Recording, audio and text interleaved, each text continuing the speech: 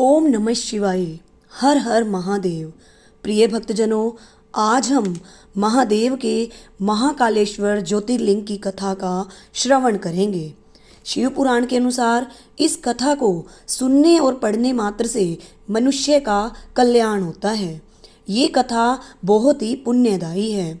सावन में भगवान भोलेनाथ की इस कथा को सुनने और कहने वाले की सारी मनोकामनाएं पूरी होती हैं और महादेव की विशेष कृपा प्राप्त होती है। प्रिय भक्तों, महादेव की इस पावन कथा को शुरू करने से पहले मैं आपसे प्रार्थना करती हूँ कि आप इस पावन महाकालेश्वर ज्योतिर्लिंग की कथा को पूरा सुने और शिव की कृपा प्राप्त करें। आधी अधूरी कथा सुनने से आपको कथा का पूरा फल नहीं मिलेगा।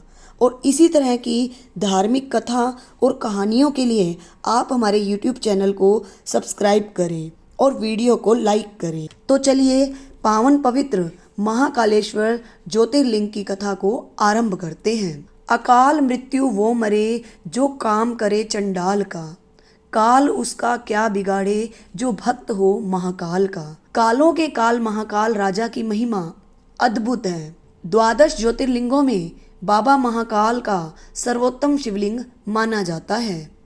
आकाश में तारक शिवलिंग, पाताल में हाटकेश्वर शिवलिंग तथा पृथ्वी पर महाकालेश्वर शिवलिंग ही मान्य शिवलिंग है। महाकालेश्वर ज्योतिर्लिंग मध्य प्रदेश के उज्जैन में स्थित है। कहते हैं यहाँ आने वालों की झोली कभी भी खाली नहीं जाती। भगवान शिव काल से परे हैं, वे आदि हैं और वे अनंत हैं, वे महाकाल हैं। जिन लोगों को अकाल मृत्यु का भय रहता है उनको महाकालेश्वर ज्योतिर्लिंग का दर्शन करना चाहिए। महाकाल की कृपा से अकाल मृत्यु भी टल जाती है। जिस पर महाकाल की कृपा हो जाए उसका काल भी कुछ नहीं बिगाड़ सकता। तो आइए शुरू करते हैं महाकालेश्वर ज्योतिर्लिंग की पौराणिक कथा।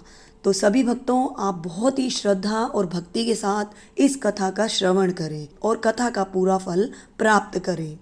शिव पुराण की कथा के अनुसार उज्जैनी में चंद्रसेन नाम का राजा शासन करता था, जो शिव भक्त था। भगवान शिव के गणों में से एक मणिभद्र से उसकी मित्रता थी। एक दिन मणिभद्र ने राजा को एक अमूल्य चिंतामणि प्रदान की, जिसको धारण करने से चंद्रसेन का प्रभुत्व बढ़ने लगा। यश और कीर्ति दूर दूर तक फैलने लगी। दूसरे राज्यों के राजाओं में उस मणि को पाने की लालसा जाग उठी। कुछ राजाओं ने चंद्रसेन पर हमला कर दिया।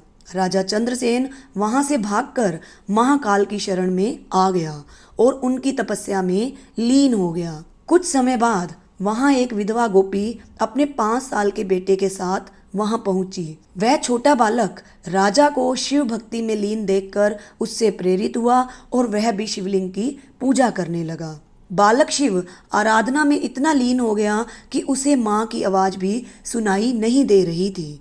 उसकी माँ उसे भोजन के लिए बार बार आवाज़ लगा रही थी। बालक के न आने पर गुस्साई माँ उसके पास गई और उसे पीटने लगी। शिव पूजा की सामग्री भी फेंक दी।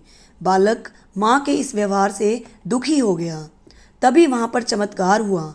भगवान शिव की कृपा से वहाँ पर एक सुंदर मंदिर निर्मित हो गया, जिसमें दिव्य शिवलिंग भी था और उस बालक द्वारा अर्पित की गई पूजा सामग्री भी थी। इस तरह से वहाँ पर महाकालेश्वर ज्योतिर्लिंग की उत्पत्ति हुई। इस घटना से उस बालक की माँ भी आश्चर्यचकित रह गई। जब राजा चंद्रसेन को इस बात की सूचना मिली तो वह भी महाकालेश्वर ज्योतिर्लिंग के दर्शन करने पहुंच गया। जो राजा मणि के लिए चंद्रसेन पर हमला कर रहे थे, वे युद्ध का मार्ग छोड़कर महाकाल की शरण में आ गए। इस घटना के बाद से ही भगवान महाकाल उज्जैनी में वास करते हैं। जिस प्रकार से काशी के राजा बाबा विश्वनाथ हैं, वैसे ही उज्जैन के राजा भगवान महाकाल हैं। बोलो महाकाल भगवान ने की जय। महाकालेश्वर ज्योतिर्लिंग की एक अन्य पौराणिक कथा इस प्रकार है। अवंती नाम से एक रमणीय नगरी थी, जो भगवान शिव को बहुत प्रिय थी। इस नगर में एक ज्ञानी ब्राह्मण रहते थे, जो बहुत ही बुद्धिमान और कर्मकांडी ब्राह्मण थे। साथ ही ब्राह्मण शिव के बहुत बड़े भक्त थे। वह हर रोज पार्थिव शिवलिंग बनाकर उसकी आराधना किया करते थे। ब्राह्मण का नाम वेद प्रिय था, जो हमेशा वेद के ज्ञान अर्जित करने में लगे रहते थे। ब्राह्मण को उसके कर्मों का पूरा फल प्राप्त हुआ था। रतनमाल पर्वत पर दूषण नाम का एक राक्षस रहता था। इस राक्षस को ब्रह्मा जी से एक वरदान मिला था। इसी वरदान की आड़ में वह धार्मिक व्यक्तियों पर आक्रमण करने लगा था। उसने उज्जैन के ब्राह्मणों पर हमला करने का विचार बना लिया। इसी वजह से उसने अवंती नगर के ब्राह्मणों को अपनी हरकतों से परेशान करना शुरू कर दिया। वह ब्राह्मणों को कर्म कांड करने से मना करने लगा, धर्म कर्म का कार्य रोकने के लिए कहा, लेकिन ब्राह्मणों ने उसकी एक बात को भी नहीं सुना। हालांकि राक्षसों द्वारा उन्हें आए दिन परेशान किया जाने लगा। इससे उबकर ब्राह्मणों ने शिव शंकर से अपने रक्षा के लिए प्रार्थना करना शुरू कर दिया। ब्राह्मणों की प्रार्थना पर भगवान शिव ने राक्षस के अत्याचार को रोकने से पहले उन्हें चेतावनी दी। एक दिन राक्षसों ने हमला कर दिया। भगवान शिव धरती फाड़कर महाकाल के रूप में प्रकट हुए। नाराज शिव ने अपनी एक ओंकार से दूषण राक्षस को भस्म कर दिया। तब सभी ब्राह्मणों ने भगवान भोलेनाथ को वहीं पर विराजमान होने के लिए कहा। भगवान ब्राह्मणों की पुकार से वहीं पर विराजमान हो गए। इसी वजह से इस जगह का नाम महाकालेश्वर पड़ा, जिसे आप महाकालेश्वर ज्योतिर्लिंग के नाम से जानते हैं। तो ये थी 2 पौराणिक कथाएं जो महाकालेश्वर ज्योतिर्लिंग से संबंधित है। अगर आपको वीडियो पसंद आई हो तो वीडियो को लाइक कीजिए, अपनी फ्रेंड्स और फैमिली के साथ शेयर कीजिए और चैनल पर नए हो तो चैनल को सब्सक्राइब कीजिए। धन्यवाद।